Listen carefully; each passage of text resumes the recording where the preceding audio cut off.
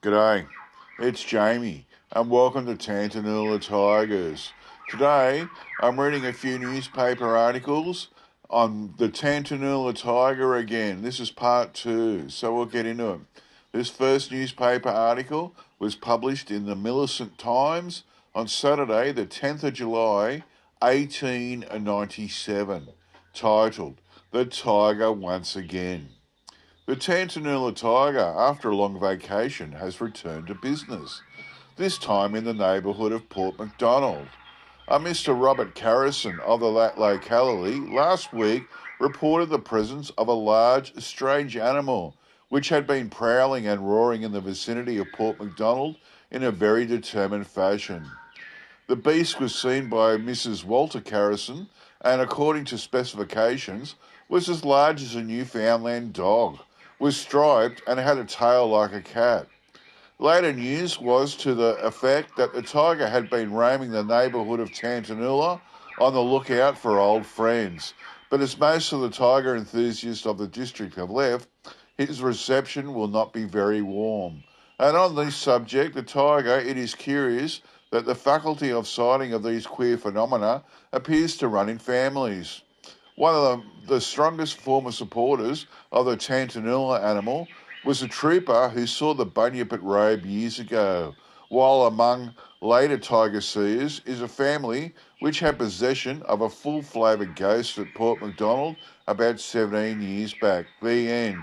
Okay, so this final article was published in South Australia's The Millicent Times on Saturday the 11th of May 1901, titled The Tiger.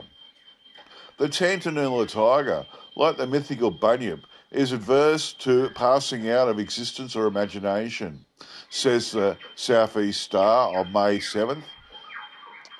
An animal believed to be the tiger was shot some years ago, but residents in the Millicent district are disconcerted at the report that it was seen last week at Mount Hope by a local resident, Mr. S. Haynes, who saw it in uncertain light of evening. The following day, Messrs. Brown and Wright, who live in that locality, also saw the animal at a distance of about 60 yards, but they did not make a close investigation and the tiger made for the rangers.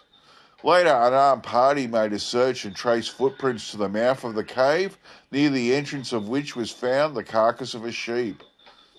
Residents are reported to be still on the lookout for the animal.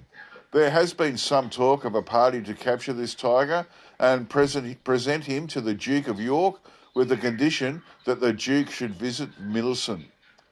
Also, one or two politicians have an eye on the animal, with a view to capture it as an advertisement for Parliament. Men have got into Parliament for much less. Taking it all around, the tiger has struck a dangerous time of year to come into the scene. The end. Well, that's real interesting. So, in part 1 that I did of the Tantanoola tiger, the first reported was in 1892, and this last one is in 1901. So that's 9 years that people have been seeing the Tantanoola tiger, and whether, like, there was a wolf that was shot that they thought was a Tantanoola tiger. So whether it was a wolf or an actual Bengal tiger type creature or a Thylacine or a Thylacoleo, who knows? But it's been getting around for nearly 10 years in the South Australia area, which is really, really interesting. Okay, that's it for me. I'll get back to you all next time. Bye.